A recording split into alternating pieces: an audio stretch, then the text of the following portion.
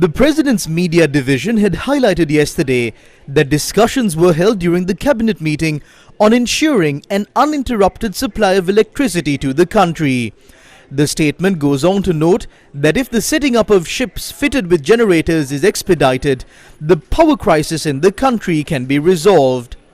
A ship fitted with generators for the purpose of supplying electricity is known as a power ship. In 2019, the Minister of Power in the Government of Good Governance at the time, Ravi Karunanayaka, had submitted a cabinet paper proposing the purchase of such a power ship from a company based in Turkey. This proposal was submitted after unfounded fears were created that the supply of electricity in the country is at risk of being disrupted during the Vesak season.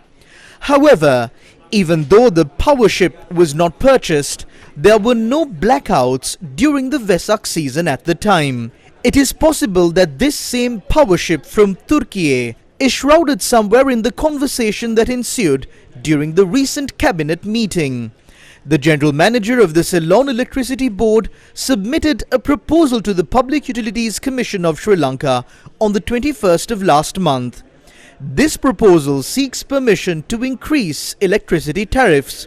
The fact that the CEB is seeking permission to increase electricity tariffs a mere 20 days after the previous electricity tariff reduction came into effect shows that the CEB is not setting the electricity tariff based on a cost-reflective system.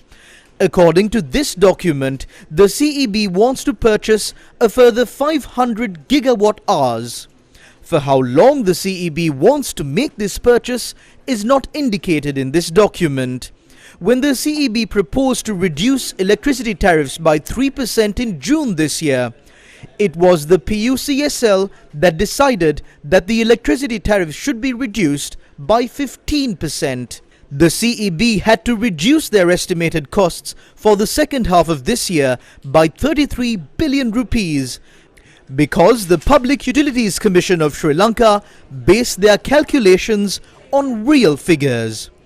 The General Manager of the CEB has predicted that this 33 billion rupees in estimated costs that were reduced would translate into a loss suffered by the CEB. In this letter, the General Manager of the CEB does not, however, speak about the fact that there is a reduction in the consumption of power in the country by about 10 gigawatt hours, and as a result of this, the thermal power plants owned or contracted by the CEB are now producing an excess of 10 gigawatt hours daily. Are these attempts to increase the electricity tariff being made at a time when there is an ample access of power generated to meet any shortfall, to re-energize the project to acquire the power ship that failed during the reign of the Government of Good Governance?